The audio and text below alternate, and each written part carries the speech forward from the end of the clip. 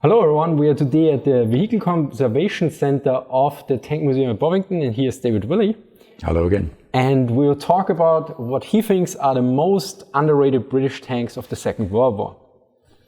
Okay, just you like really that. like that question.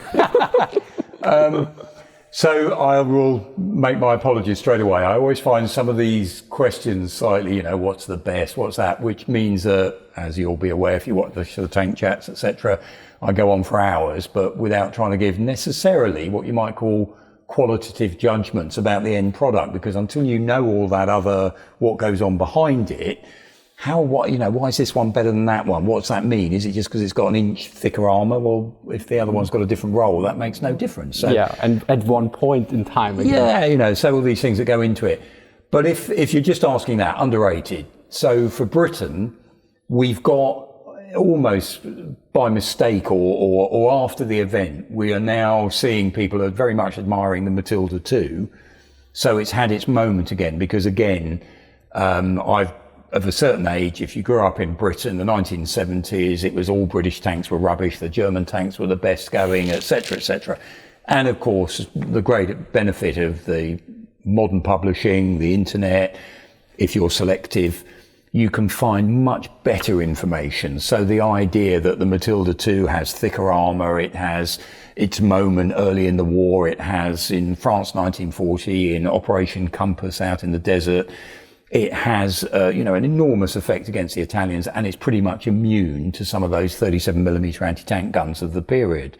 So it really is a vehicle that I think people have now refocused on. The one I don't think people have refocused on is the Valentine. And over 8,000 Valentines are made in Britain. That's about a quarter of our entire tank production.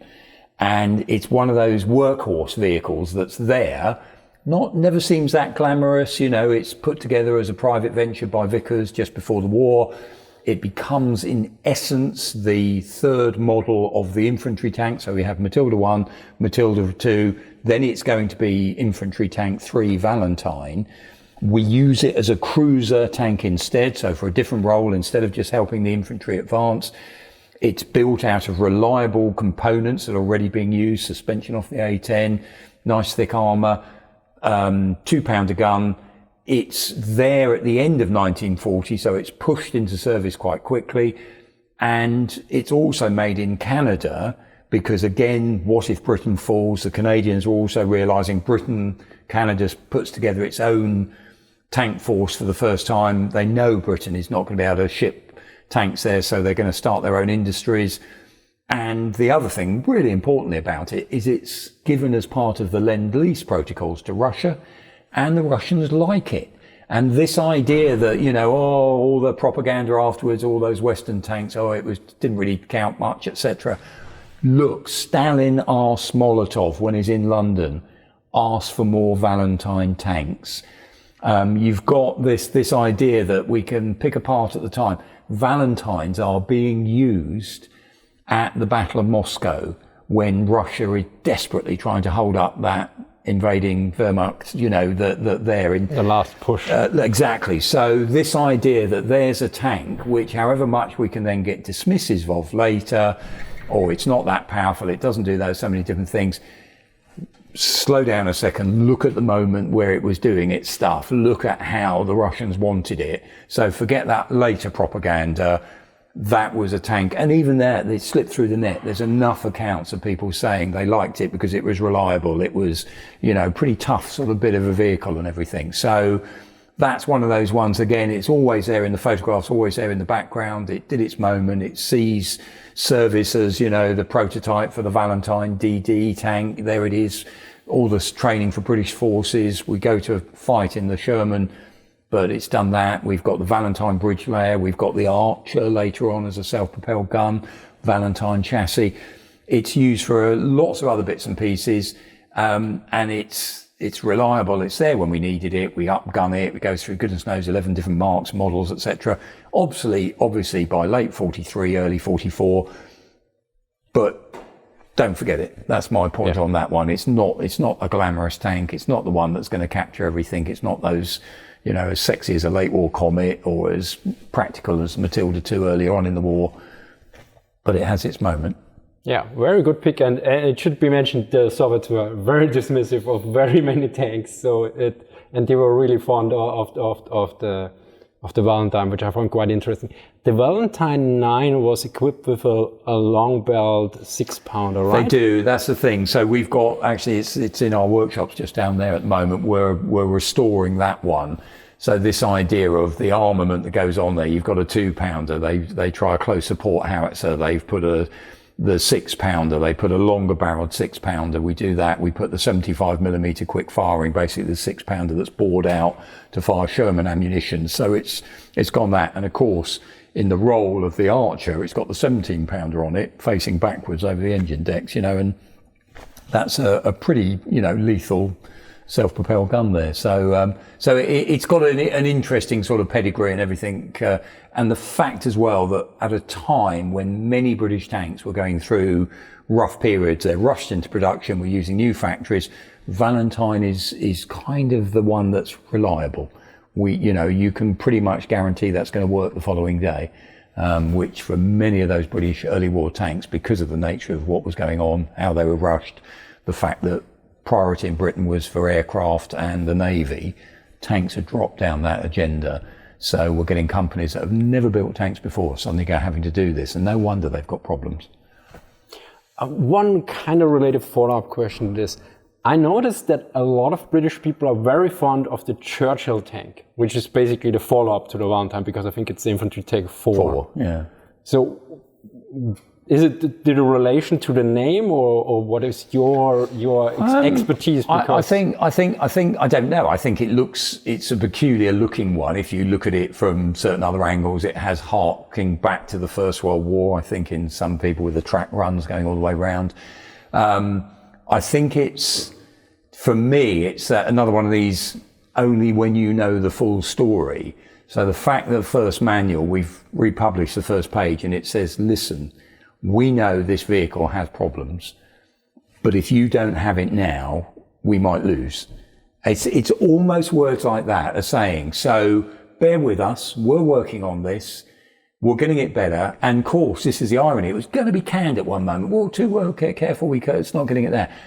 But it ends up doing absolutely sterling service as a basis for specialised armour, for Avries, Tunisia, that famous occasion where it comes up the back of the hill and the German commander complains, this is not sporting, you don't drive a tank up a hill like that.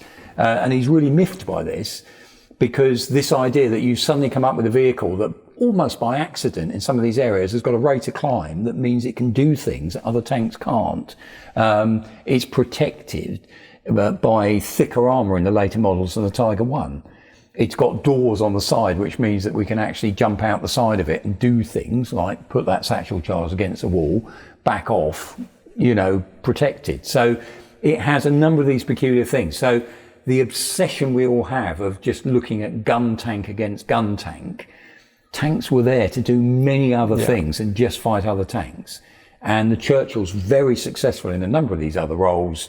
So let's, again, remember that in that way. So whether it's, I don't know, whether it's quirkily British, no one else seems to want to use it type of stuff. Actually, the Canadians polled it. But I guess it's because it's got that rather checkered history, but seems to come out good in the end. And that's always a nice British one, isn't it? We like a nice sort of sob story that actually, by the end of it, it sort of seems to do its bit. And it does it very successfully. Think of the D-Day landings without Churchill specialised armour, and you've got a big gap there if they weren't around. Because the Germans are quite dismissive about the Churchill tank. They are in all the reports, of course, captured at Dieppe. That's another one of these ones. I refused that one, and they were very. And then also in Normandy, they specifically mentions, we don't see any Churchills anymore. Yeah. And I think they only saw the Havre.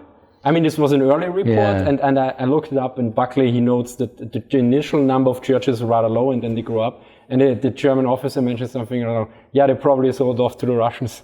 Yes, we pass them on. The Russians, of course, there's another country that end up using them. But you've got that as well. It's how they're being used. We're not using them. So again, if we're talking Normandy, Sherman, Cromwell, Churchill, in terms of that scale of things. So the fact, but come the moment, of course, back to, there's another tank that you could argue gets dismissed all the time, but come the moment of the breakout from the Seine to the Dutch border, that is where tanks like the Cromwell just come into their own, going up that way. And there's this famous Montgomery quote, which is basically, if the Germans had had our tanks like the Cromwell in the Battle of the Bulge, they would have made it to the sea, because they were fast and mobile for that moment. And that's where the Cromwell comes into its own. So I'm sounding like an apologist for these things, but it's back to trying to make that point.